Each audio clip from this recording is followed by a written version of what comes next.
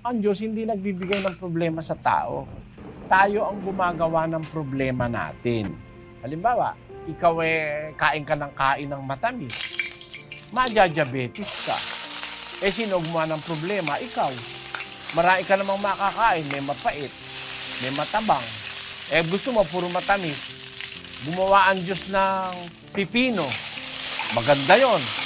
May insulin yon. Hindi ka madya-diabetes pag kumakain ka ng pipino. Ampalaya. Pag kumakain ka nun, hindi ka madya-diabetes dahil pampababa ng blood sugar yung ampalaya. Ang gusto mong kainin puro ice cream.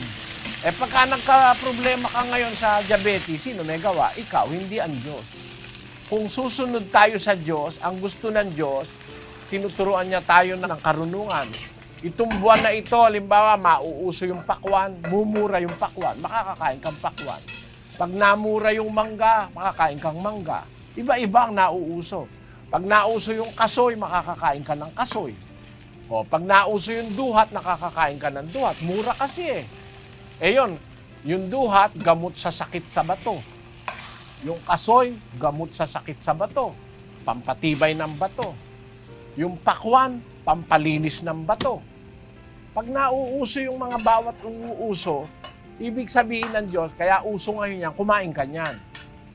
Ganun ang Diyos na lagi niyang inihahanda ang tao para humarap sa buhay.